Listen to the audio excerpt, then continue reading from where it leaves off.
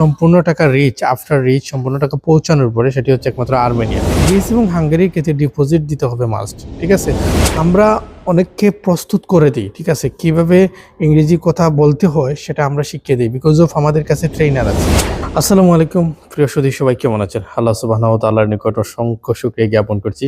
প্রিয় বন্ধুগণ, আসলে আমরা এই মুহূর্তে কাতার থেকে ডানবেসের যে সকল কাজ করতেছি তার মধ্যে অন্যতম হচ্ছে রাশিয়া অ্যান্ড আজারবাইজান। ঠিক আছে, এই দুইটা দেশ আমরা ডানবেসে করতেছি। অ্যান্ড সম্পূর্ণ টাকা রিচ আফটার রিচ সম্পূর্ণ টাকা পৌঁছানোর পরে সেটি হচ্ছে একমাত্র আর্মেনিয়া। ঠিক আছে, সো হাঙ্গেরি এবং গ্রিস এগুলো হচ্ছে ওয়ার্ক পারমিট। হাঙ্গেরি হচ্ছে সিজনাল ওয়ার্ক পারমিট কাতার থেকে, গ্রিস হচ্ছে long term work permit. So প্রিয় বন্ধুগণ, গ্রিস এবং হাঙ্গেরির ক্ষেত্রে ডিপোজিট দিতে হবে মাস্ট। ঠিক আছে, এবং ইংরেজি তো অবশ্যই জানতে হবে। আমাদের কাছে আসলে অবশ্যই আপনাকে মিনিমাম বেসিক জানতে হবে। অ্যান্ড আমরা অনেককে প্রস্তুত করে দিই। ঠিক আছে, কিভাবে ইংরেজি কথা বলতে হয় সেটা আমরা শিখিয়ে দিই, বিকজ অফ আমাদের কাছে ট্রেনার আছে।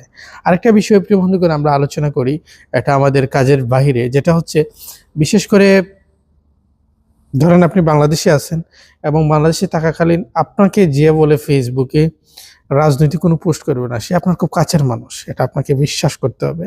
অ্যান্ড বিদেশেও যদি আপনি থাকেন, কেউ যদি আপনাকে ফোন করে বলে যে ফেসবুকে রাজনৈতিক কোনো কথাবার্তা বলো না, কারণ আমাদের বাংলাদেশে পলিটিক্যাল ইস্যু খুব একটা ভালো না। সো এই জায়গা থেকে আপনাদের এই জিনিসটা মেনে নিতে হবে যে আসলে এটা খুব ভালো, অর্থাৎ সে আপনাকে ভালোবাসে বিদায় এরকম কথা বলে। কারণ পূর্বে যারা রাজনৈতিক নিয়ে কথাবার্তা বলেছেন বা আমাদের ইয়াং জেনারেশন যারাই কথা বলেছেন সবাই ক্ষতিগ্রস্ত এবং ক্ষতির সম্মুখীন হয়েছে। সেই জায়গা থেকে যারা আপনাকে এই কথাটি বলে তারা কেউ আপনার দুশ্মন না, বা তারা চায় না যে আপনি সামনে বাড়ান। আপনি সামনে বাড়ান, আপনার ব্যক্তিগত জ্ঞান নলেজ দিয়ে আপনি অন্যভাবে আগান, কিন্তু রাজনৈতিক প্রেক্ষাপটে আপনি কখনো আগাইতে পারবেন না। আল্লাহ তাআলা সবার মঙ্গল করুক।